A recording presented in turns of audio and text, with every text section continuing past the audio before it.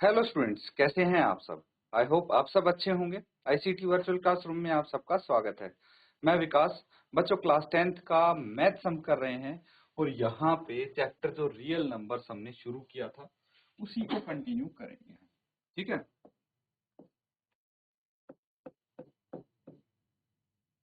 तो ये है बच्चों topic real numbers, first chapter आपका। तो इसको कंटिन्यू करना है हमें। अब यहाँ पे हमने सिर्फ बेसिक टर्मिनोलॉजीज की थी। रियल नंबर्स क्या होते हैं, उनके अंतर्गत कौन सी चीजें हम यहाँ पे देख रहे हैं, ये सारी चीजें हमने पढ़ी थी। ठीक है बच्चों, तो जैसे रियल नंबर्स हैं,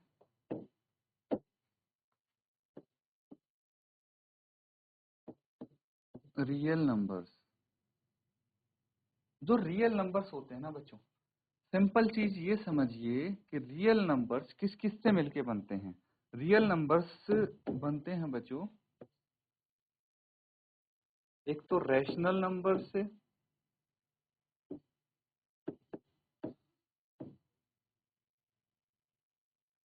ठीक है, एक तो रैशनल नंबर से बनते हैं और इर्रेशनल नंबर्स। ये डिटेल में डिस्कस किए थे, जस्ट रिकैप हो जाए आपका, इसीलिए मैं लिख रहा हूं इर्रेशनल नंबर्स, है ना। अब रैशनल नंबर्स क्या होते हैं, इर्रेशनल नंबर्स क्या होते हैं। भाई ऐसे नंबर जो p बटे q की फॉर्म में हो और q 0 के बराबर नहीं हो, है ना, उनको बोलते हैं रैशनल नंबर्स। जितने भी इंटीजर्स होते हैं वो आपके रैशनल नंबर की फॉर्म में भी रिप्रेजेंट किए जा सकते हैं। फॉर एग्जाम्पल -5/6 हो गया, 3/2 हो गया, एटसेट्रा एटसेट्रा। ठीक है। इर्रेशनल नंबर क्या हो गए भाई, इर्रेशनल नंबर हो गए जिनको हम p बटे q की फॉर्म में नहीं लिख सकते, रिप्रेजेंट नहीं कर सकते। फॉर एग्जाम्पल पाई है, √2 है, √3 है, √2 + √3 है, एटसेट्रा एटसेट्रा, बहुत सारे मिल जाएंगे। ठीक है, तो इनका मतलब डेफिनेशन हमने की थी, क्या होते हैं इर्रेशनल नंबर। इनको हम ना ही तो p बटे q की फॉर्म में लिख सकते हैं, ठीक है, और ना ही ये टर्मिनेट होते। ठीक है, जो डेसिमल एक्सपेंशन है इनका नॉन टर्मिनेटिंग होता है,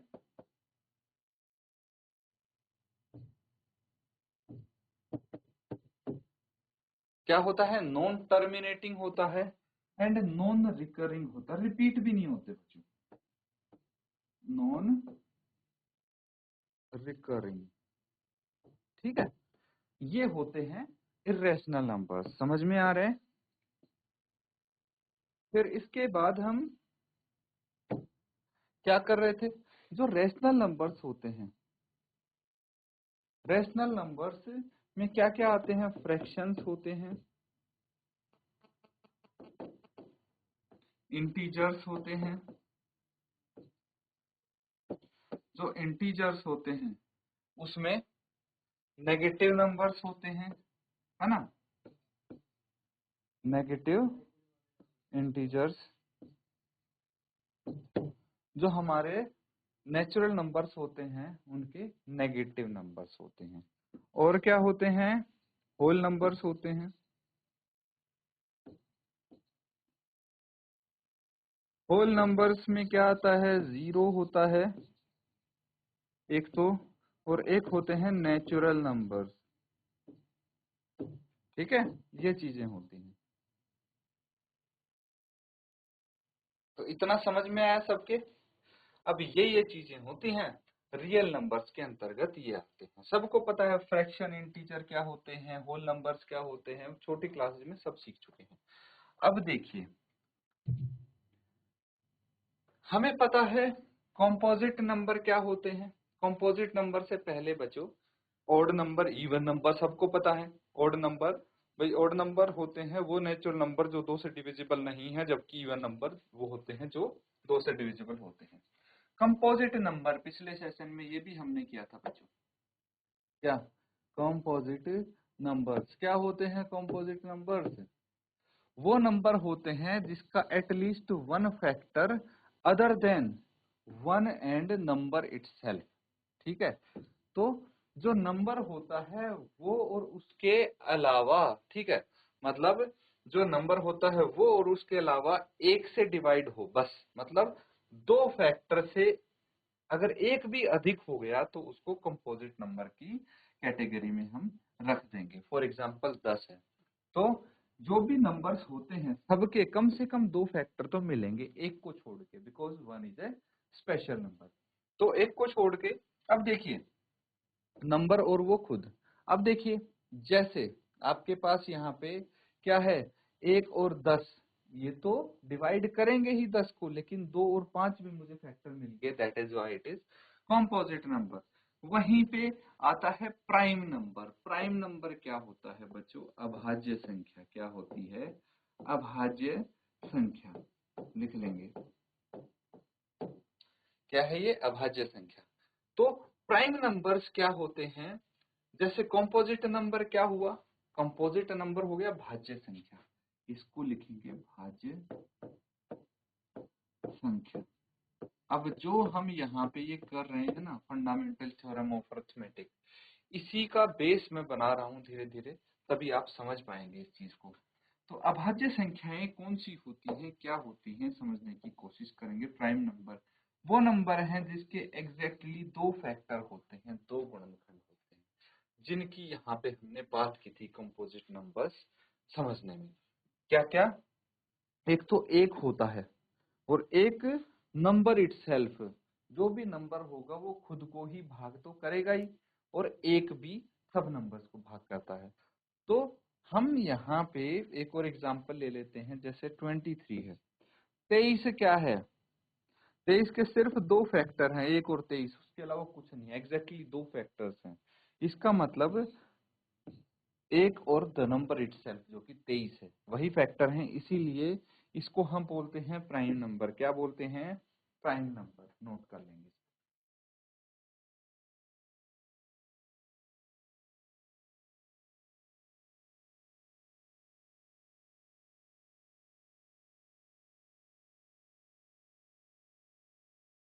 ठीक है, सबने कर लिया है note?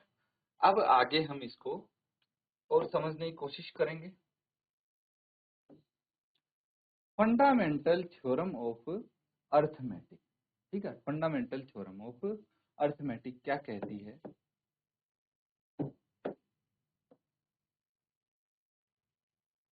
Arithmetic states that every composite number can be expressed as product of primes।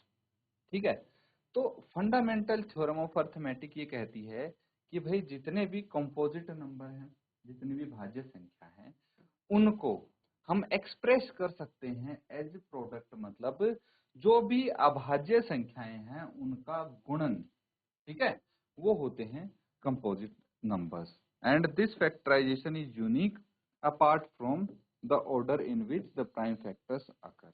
ये नोट करो।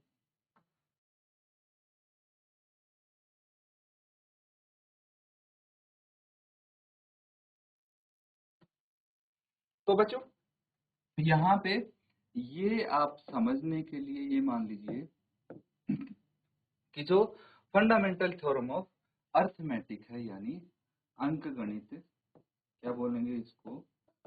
अंक गणित। ठीक है, अंक गणित की आधारभूत प्रमेय।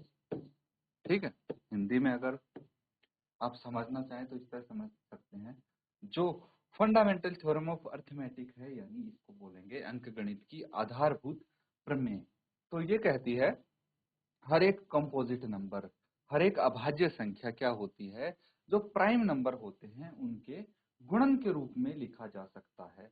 अब ये वाली लाइन समझिए कि and this factorisation is unique apart from the order in which the prime factor. तो देखिए, अगर हम ऑर्डर की बात करें, मान लीजिए हमारे पास एक कंपोजिट नंबर है 10, इसको मैं लिख सकता हूँ, क्या लिख सकता हूँ? As multiplication of its prime number 2 into 5, है ना। इसको मैं ऐसे भी तो लिख सकता हूँ 5 into 2, तो है तो ये 10 ही, लेकिन इसके प्राइम्स का ऑर्डर अलग हो गया। अगर हम इस ऑर्डर को इग्नोर कर दें, ठीक है, अगर हम इस ऑर्डर को इग्नोर कर दें, तो अगर ये मतलब तो क्या रहेगी, ये फैक्टराइजेशन यूनिक रहेगी। ये चीज समझने की है यहाँ पे। तो अब इसको आप अच्छे से नोट डाउन करिए। उसके बाद क्या बोला गया है, any composite number can be written as product of its prime in only in one way only as long as we are not particular about the order in which the primes occur। देखिए यही बात जो मैंने आपको समझाई थी यहाँ पे बता दी गई है। क्या बता दी गई है, कोई भी कंपोजिट नंबर कैसे लिखा जा सकता है, प्रोडक्ट ऑफ प्राइम सिर्फ एक ही तरीके से लिखा जा सकता है, ठीक है, बहुत सारे तरीके से नहीं लिख सकते हम उसको, जब तक as we are not particular about the order in which primes occur। तो सिर्फ तभी तक वो यूनिक रहेगा, एक ही तरीके से लिखा जाएगा, जब तक हमें इस चीज से फर्क नहीं पड़ता कि इन प्राइम नंबर का ऑर्डर क्या है। भाई 2 गुना 5 लिख रहे हैं या 5 into 2 लिख रहे हैं, अगर उससे फर्क नहीं पड़ेगा तो चीजें आसान रहेंगी। चलिए एक और एग्जांपल हम यहाँ पे लिख के देखते हैं, ठीक है। जैसे यहाँ पे हम लिखते हैं 20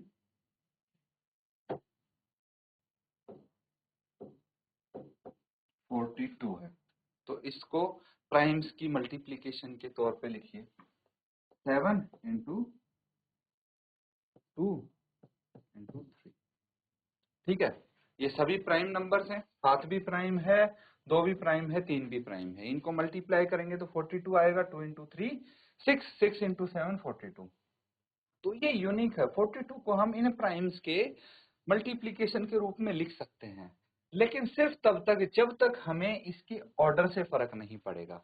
ऑर्डर से तो वैसे कोई फर्क नहीं पड़ेगा, इनको मल्टीप्लाई करेंगे आंसर वही आएगा। लेकिन अगर आप ये देखने लग गए कि भाई इसका ऑर्डर 7 पहले आया, फिर 2 आया, फिर 3 आया, मैं ऐसे लिख देता हूँ 2 into 3 into 7, और आप बोलोगे सर ये तो अलग हो गया, ये अलग हो गया, क्यों, ऑर्डर अलग है, तो तब फर्क पड़ेगा, वैसे कोई फर्क नहीं पड़ेगा, ये यूनिक रहेगा। ये चीज समझ में आ गई, यही इसकी डेफिनेशन कहती है। उसके बाद हम इसके एक एग्जांपल की हेल्प से करेंगे, ये अच्छे से आप नोट कर लीजिए डेफिनेशन जो इसकी है, फंडामेंटल थ्योरम ऑफ अर्थमेटिक की। ये काफी इंपॉर्टेंट होने वाला है बच्चों, ठीक है, फंडामेंटल थ्योरम ऑफ अर्थमेटिक।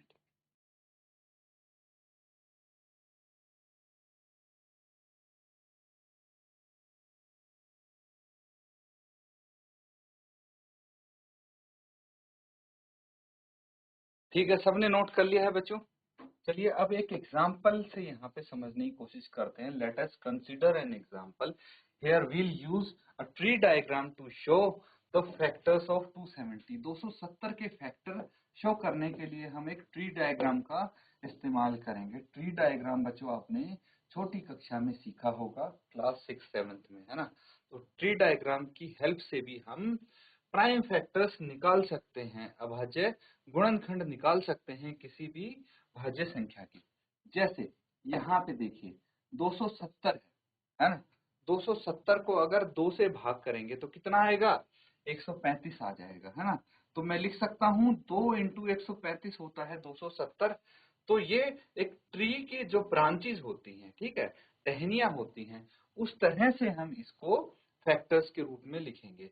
तो 270 के हमने 2 टहनियां निकाल दी, एक है 2 और एक है 135। दोनों को जब हम मल्टीप्लाई करते हैं तो वापस से 270 प्राप्त होता है। 2 एक प्राइम नंबर आ गया, ठीक है। चलिए अब 135 की बात कर ली जाए। 135 को हम क्या लिख सकते हैं, 3 into 45। 3 into 45 लिख दिया तो कितना होता है, 45 को 3 से मल्टीप्लाई करेंगे तो 135 आएगा।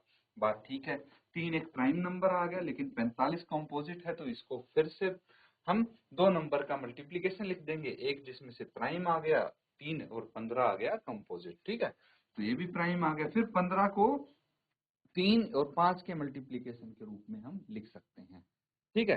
तो देखेंगे ध्यान से, ये सारे क्या है, प्राइम नंबर्स हैं। क्या है, प्राइम नंबर्स है। क्या आगे प्राइम नंबर्स, 270 जो है वो आया है 2 इंटू 3 इंटू 3 इंटू 3 इंटू 5 के बराबर। देखिए ये सब प्राइम नंबर है ना, 2 3 5 तीनों प्राइम नंबर्स हैं, लेकिन 3 यहाँ पे कितनी बारी मल्टीप्लाई हो रहा है, 3 बारी मल्टीप्लाई हो रहा है। तो क्या मैं इसको 3 की पावर 3 लिख सकता हूँ? बिल्कुल लिख सकता हूँ। तो इस तरह से हम इसको लिख सकते हैं। समझ में आ रहा है? नोट कर लीजिए इसको।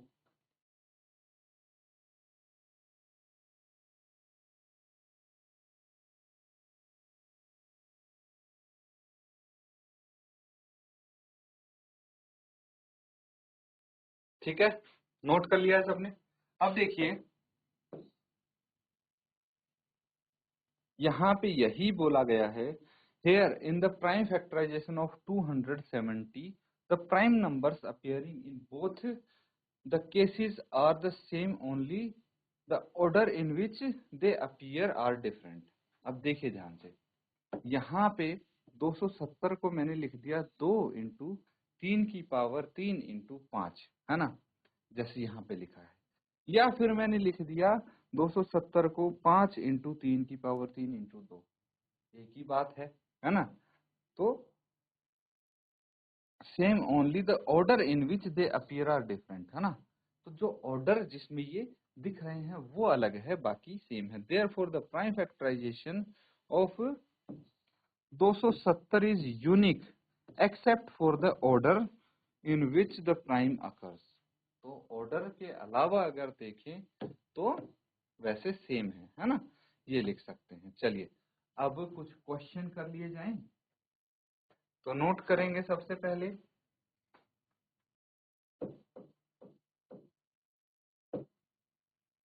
चलिए इस क्वेश्चन को सॉल्व करना है। Express each number as product of its prime factors, है ना। जैसे हमने 270 किया था, तो प्राइम फैक्टराइजेशन सबको आता है, इजीली कर सकते हैं। तो जितने भी नंबर्स दिख रहे हैं उनको product of its prime factors, उसके प्राइम फैक्टर्स के गुणनफल के रूप में लिखना है। चलिए नोट करके सॉल्व करेंगे।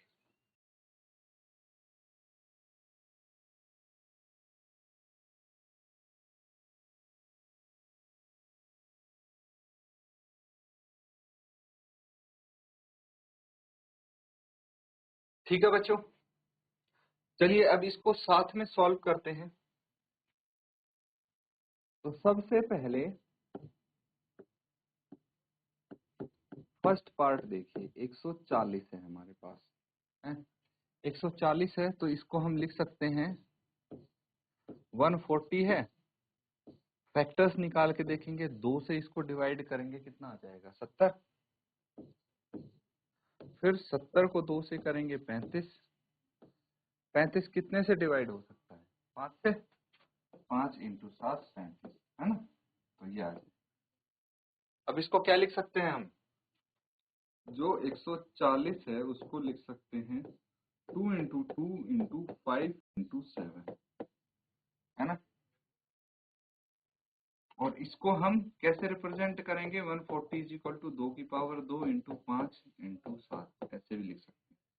तो वही चीज याद आ रही है कि हर एक कंपोजिट नंबर वो प्रोडक्ट ऑफ इट्स प्राइम के रूप में हम शो कर सकते हैं, जब तक ये जो शो करते हैं प्रोडक्ट ऑफ प्राइम के रूप में, ये यूनिक होगा जब तक इसका ऑर्डर से फर्क नहीं पड़ेगा। ठीक है, चलिए सेकंड पार्ट देखिए। अब क्या है? 156, 156, 156 है, 2 से भाग करेंगे, 2 7 जा 15, तो 28 16, 78 आ गया।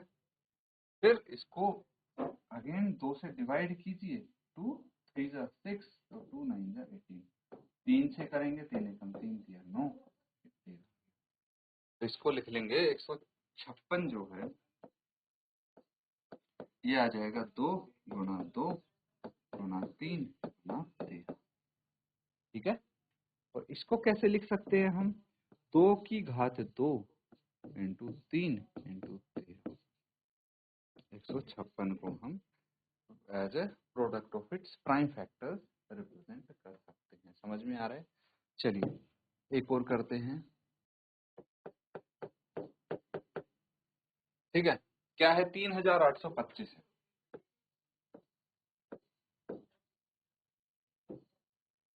चलिए इसको लिखेंगे 3825 है। तो देखिए तरीका यही होता है, 3825 को भाग करेंगे हम, तो सबसे छोटे प्राइम नंबर से शुरू हो जाइए, तो 2 से डिवाइड करेंगे, नहीं हो रहा है। लेकिन अगर मुझे दिख रहा है ये सीधा 5 से डिवाइड हो रहा है, तो ऐसे भी कर सकता हूँ मैं, ऑर्डर से कुछ फर्क नहीं पड़ रहा। 5 से कितना आ जाएगा, 5 भी तो एक प्राइम नंबर है। 5 7 जा 35, कितना बच गया 3, और 2 उतार लिया, 3 इंटू 10, फिर आ गया 32 है ना। 5 इंटू 6, 5 इंटू 6 30, 2 बच गया, 5 इंटू 5 25। फिर से 5 से करेंगे, कितना आ जाएगा ये 5 एकदम 5 बच के 2, 5 इंटू 5 25, एक बच गया, 5 या 15। अब 5 से नहीं हो रहा है, तो क्या किससे हो रहा है ये बताइए मुझे, 3 से हो रहा है क्या, 5 और एक 6 और 3 9, बिल्कुल 3 से डिवाइड हो रहा है, 3 से कर देंगे, 3 5 15 और 3 एकम 3। फिर 3 से हो रहा है, 3 एकम 3, 3 सत्ते 21, अब नहीं होगा है ना। तो ये आ गया 3825 को लिख सकते हैं 5, ऑर्डर से तो फर्क नहीं पड़ रहा वैसे, 5 इंटू 5 इंटू 3 इंटू 3 इंटू 17 है ना। और इसको क्या लिख दिया मैंने, 5 का स्क्वायर इंटू 3 का स्क्वायर इंटू 17, ऐसे आ जाएगा, नोट कर लेंगे इसको।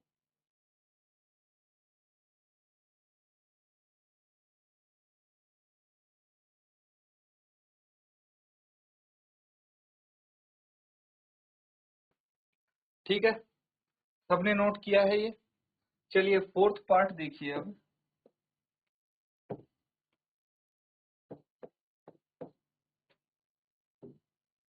5005 यही है।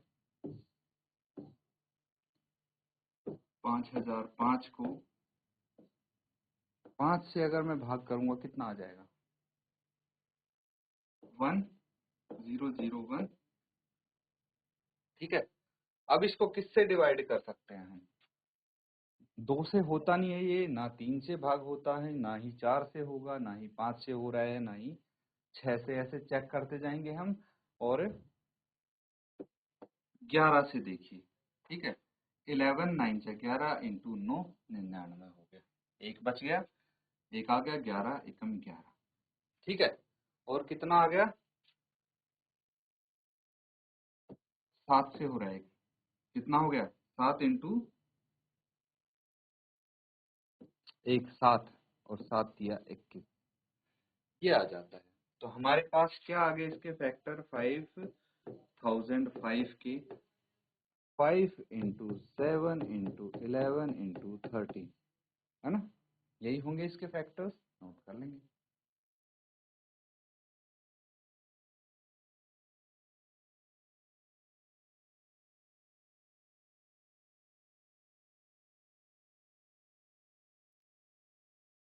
ठीक है बच्चों, अब ये वाला जो पार्ट देख रहे हैं आप, लास्ट पार्ट, इसको करेंगे होमवर्क में, कोई दिक्कत तो नहीं है। और एक क्वेश्चन ये देखिए, यहाँ पे find the LCM and HCF of the following pairs of integers and verify that LCM into HCF is equal to product of two numbers. ये पता है ना आपको कि अगर मैं एलसीएम और एचसीएफ इन दोनों को आपस में मल्टीप्लाई कर दूं, तो ये किसके बराबर आएगा, जिन दो नंबर्स का प्रोडक्ट निकाल रहे हैं, मान लीजिए ए और बी दो नंबर हैं, इनका प्रोडक्ट निकाल रहे हैं, तो इसके बराबर होगा। ठीक है, चलिए एक क्वेश्चन यहाँ पे करके दिखा देता हूँ मैं।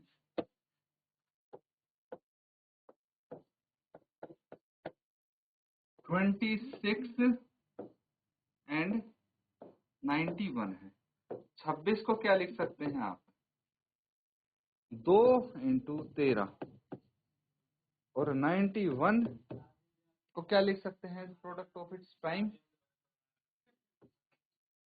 7 इंटू 13 है ना। तो इसका एचसीएफ क्या हो गया, जो सबसे बड़ा कॉमन फैक्टर है इसमें 13 है, 13 लिख लेंगे। एलसीएम कितना हो गया भाई, लेस्ट कॉमन मल्टीपल, तो उसके लिए 2 इंटू 7 इंटू 13 है ना। ये तो हम एक ही बार लिखेंगे जो कॉमन है, कितना आ जाएगा 2 इंटू 91 और ये हो गया 182, है ना।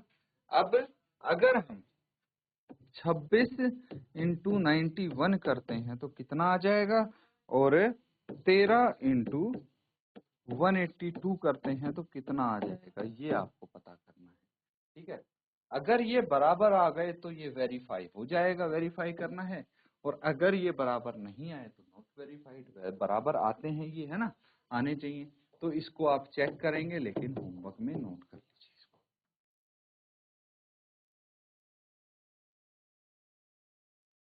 तो बच्चों यहाँ पे जो हमने क्वेश्चंस किए हैं उनको अच्छे से आप सॉल्व करें, घर जाके रिवाइज करें।